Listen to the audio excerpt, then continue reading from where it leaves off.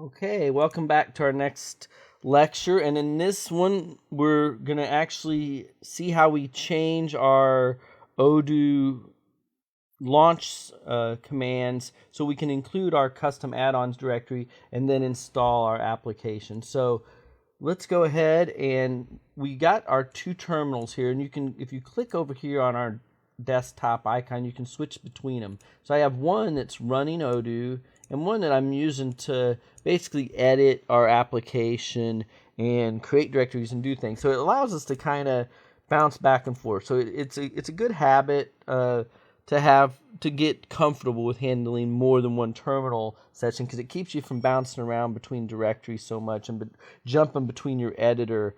It allows you to write a file out and then quickly restart the server without getting in and out of the file. And we'll see that as we begin doing some simple development. But we're going to start by Control-C to stop our server.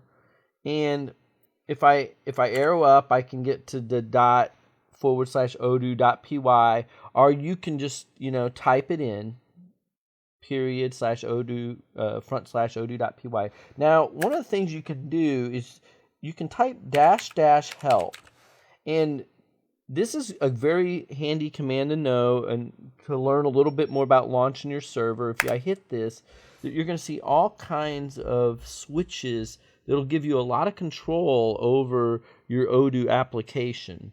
Let's just see one of them, for example. This XML port, for example.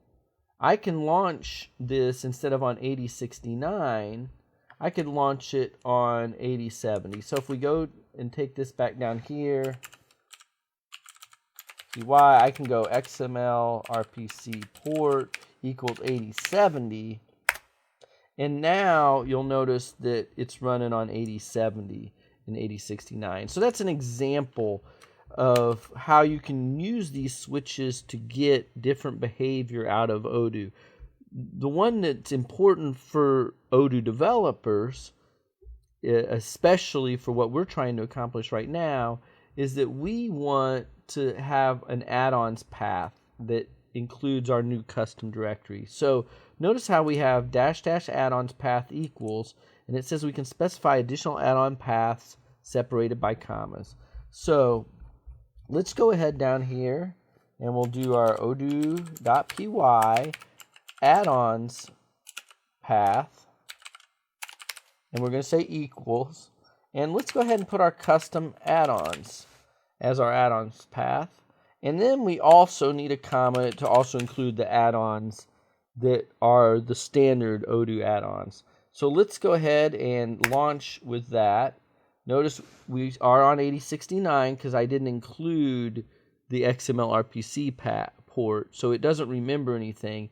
It's just running on here. But notice now that we have this extra add-ons directory. Now, just so you can tell, if I go here and I put some garbage in this and hit enter, it'll say error option add-ons path, no such directory. So one of the things that you can kind of feel good about, and it's always good to incrementally test everything you do, is that we know that Odoo is picking up our add-ons, our custom add-ons directory, and we know that it does see that there's a viable application in there.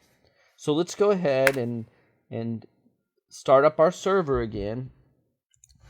Inside of here, we might not see our app yet. Let's go ahead and see. We'll try. So we don't see it yet. So we've got to go, and this is going to happen to you inevitably, that you will have trouble getting an app to maybe get recognized the first couple times you've done this. You'll notice even here there's two app lists kind of in the Odoo 9 Community Edition, and I suspect that this one is more for the local apps. This one is the one that's tied in to their app store. So if you don't see it under one, maybe you'll see it under the other. In this case, we didn't. but we haven't tried this yet. Update apps list. So you're always going to want to go to your update apps list and hit update. So update apps list should tell Odoo to look out in these directories, including our custom directories. And now we'll try it again, diet, and we still don't get it. Now we'll try the one at the top. This will probably be the one. And there it is. So don't get frustrated if the very first time you launch your server you can't find your app. You'll notice that I've got it showing up here. If I click on it, I can see it's got my name. It's got under technical data that it's the dependency is already recognized as being installed. And I can see the website gets filled in by default. So, it's ready to install. Remember that if I go to this one is the one, at least in this community edition, where it will not show up because it's actually going out on the internet, I believe. Is that the one?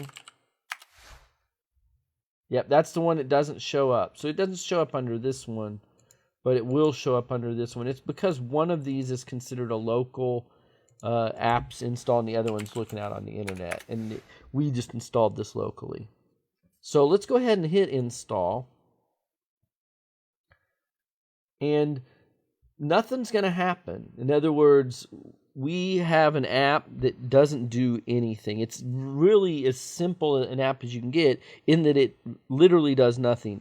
But what it does do is it makes sure that we understand the process for getting our module installed, that Odoo recognizes it, that our custom paths are right. And so it takes us a step forward. Again, incremental commitment or investment in your development time.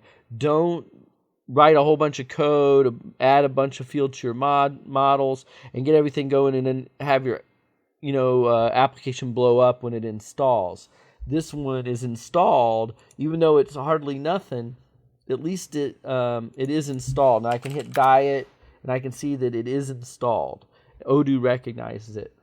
That gives us a chance to finish up this lecture by seeing how we change our connection string, or our server startup string, I should say, to better update our module automatically. So we automatically get our module updated. So I'm going to Control-C here, and once again, I'll show you the help behind this. And one of the things that you can do, if we go near the top here, is up this -U for update. It says update one or more modules, comma separated list, use all for all modules. And it says here it requires -D. Well, what this means is I can do a -U to update our diet facts module automatically every time we restart the server. And by the -D down here, this data directory, it's the directory, oh, that's a data directory, so that's a big D. We want the little d, I think. Yeah, we want the little d. Did they not list it? Oh, there it is. Yeah, there's the little d, the database name. So the little d, so here's the difference between the big D and the little d. We want the little d for the database name. So let's go down here and adjust our connection string to have a -U, and we want to update diet facts module, and then we want a -D, and we know that it's diet facts 2 is our database. And let's go ahead and launch and make sure there's no errors. And sure enough, there we go. Look, we have a warning. Diet facts 2 module, the description is empty. So now it's not an error, but it is a warning. It's telling us that the description is empty inside of our module. We don't have a description for it.